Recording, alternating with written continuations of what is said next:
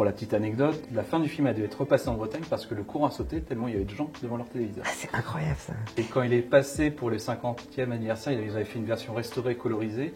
C'est plus de 75% de part de marché d'audience. Wow. Quel succès, c'est fou.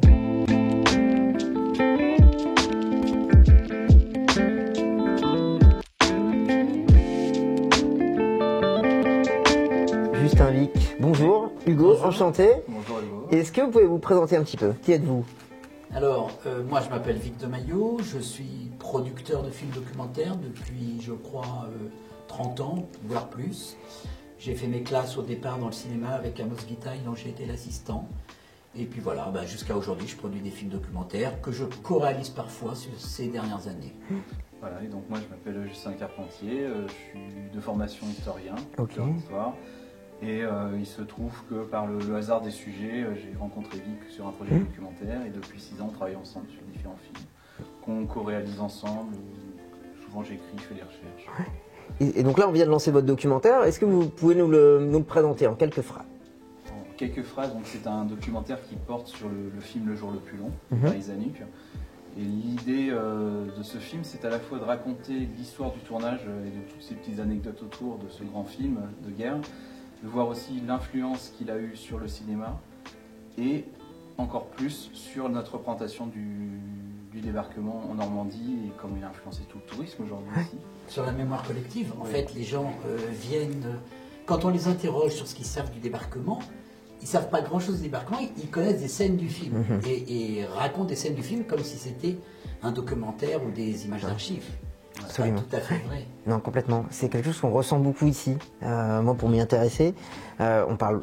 Tout le monde connaît évidemment l'histoire du débarquement. Tout le monde connaît cet objet culturel assez dingue qui est le jour le plus long, mais qui a fait l'histoire. Alors, comment vous l'expliquez que ça ait une telle influence? Est-ce qu'il y a quelque chose d'équivalent dans d'autres régions? D'abord, je crois que c'est parce que c'est un grand film quand même, un très très grand film, comme on le dit dans la voix off, à la hauteur de l'événement. Daryl Zanuck est aussi un très très grand producteur et un grand réalisateur. Donc tout bon film va marquer les mémoires. Voilà, puis c'est aussi un film avec quasiment un budget limité. Où aujourd'hui, même les plus gros blockbusters qui sortent n'auront pas l'équivalent de ce budget-là. On parle du deuxième film noir et blanc le plus cher de l'histoire. Ah ouais. Avec un nombre surtout une fourniture d'aide de la part des armées. Oui, ça je savais pas. J'ai découvert ça en fait. La facture. Ça nécessitait énormément de figurants qui en partie étaient amenés par les armées. Voilà. Oui. S'il n'y avait pas eu la participation des armées, clairement le film n'aurait pas pu se faire. Ouais. Ça aurait coûté beaucoup trop cher. Il y a même eu la participation de la 5e flotte américaine. Ouais. Les bateaux qu'on voit à l'arrière-plan pour le débarquement, c'est la 5e flotte. En Méditerranée, 6e flotte, pardon, excusez-moi. En Méditerranée, c'est la raison pour laquelle ils ont tourné en Corse. Ouais. Voilà. Oui, oui. Pourquoi il n'a pas été tourné à Omaha Beach? Alors, il y avait une raison de sécurité de base. Et il y a une raison économique aussi. Parce qu'à l'origine, Daryl Zanuck a demandé à la 6e flotte si elle pouvait venir en Normandie. Sauf qu'elle est basée en Méditerranée, donc ils ont refusé. Et la raison de sécurité, c'est que sur les plages, 20 ans après le débarquement, il y a encore beaucoup de munitions qui restent. Et Ils on n'auraient est pas fait la différence entre les faux tirs et certaines explosions.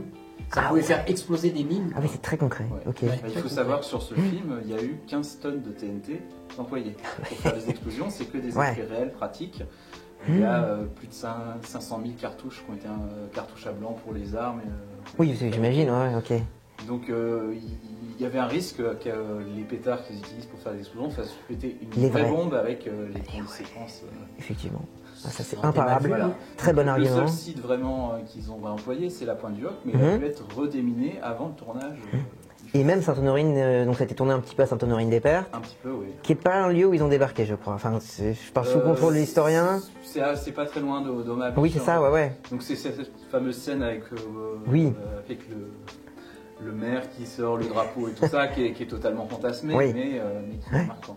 On a pu retrouver d'ailleurs la petite maison, on retrouve le décor. Ça, on L'histoire du sait- casino aussi. Ouais, Oui, mais, à Port-en-Bessin, ouais, construit pour l'occasion, ouais. Ouais. Parce que je crois que l'imaginaire aujourd'hui a accepté qu'il y avait des contre-vérités dedans. C'est laquelle la plus grosse contre-vérité qu'on a dans le jour plus long selon vous?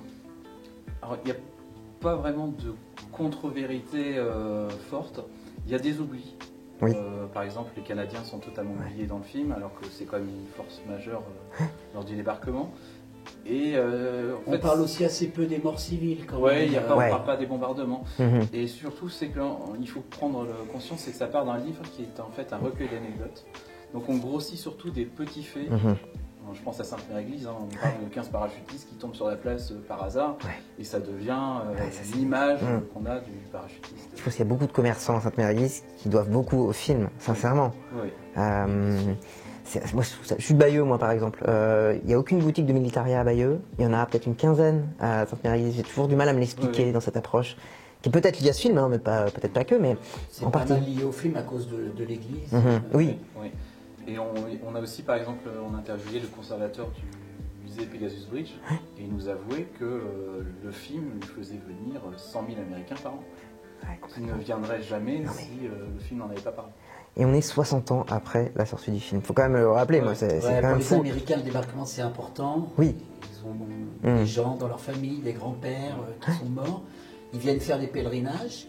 Et avant leur voyage, on m'a dit qu'ils visionnaient le jour le plus long. Ah oui, ça Oui, c'est un film qui a un immense succès. Il a coûté 10 millions de dollars, il en a rapporté 50. 50 millions, plus de 13 millions d'entrées en France. La première diffusion télé est faite par FR3 en 1977.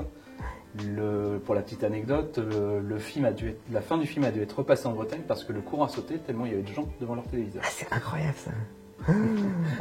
C'est fou. Hein. Et quand il est passé pour le 50e anniversaire, ils avaient fait une version restaurée, colorisée.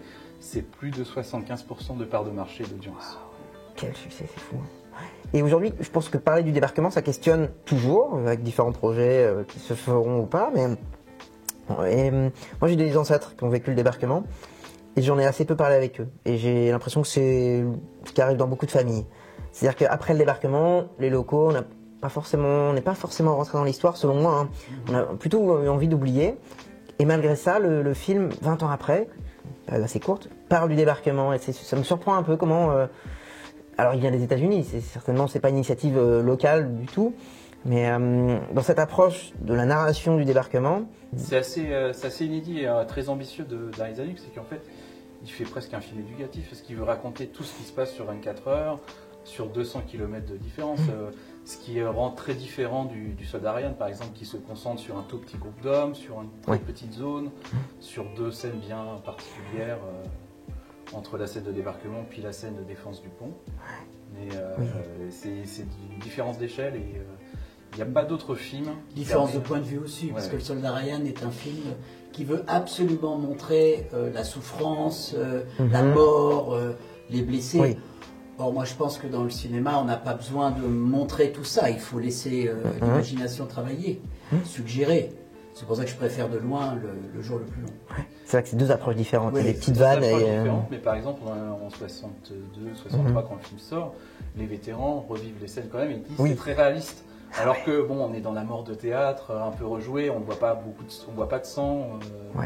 Donc, oui, puis il y a des petites blagues qu'il n'y a pas dans d'autres films, effectivement. Ok. Et est-ce qu'aujourd'hui, vous imaginez qu'un nouveau film sur l'histoire des débarquements, alors pas aussi ambitieux que le jour le plus long, je pense que ça paraît difficile, ce serait possible. Si, et il pourrait être aussi ambitieux, parce qu'aujourd'hui, avec les trucages qu'on a, je veux dire, mettre des soldats, c'est facile aujourd'hui numériquement. Mettre des bateaux, donc on pourrait faire un truc très très ambitieux à la hauteur. Après, on a une évolution du cinéma aussi. On est plus dans un cinéma qui va raconter une histoire, on va plutôt, surtout sur les films de guerre, essayer de faire ressentir ce que peut c'est l'action. On le voit par exemple avec des films comme Dunkerque, où il n'y a pas d'histoire, ou 1917. L'idée c'est plutôt de mettre dans la peau, mais sans vraiment raconter les enjeux. On sait pas ou Fury par exemple, moi je trouve que ça m'a choqué un peu dans Fury.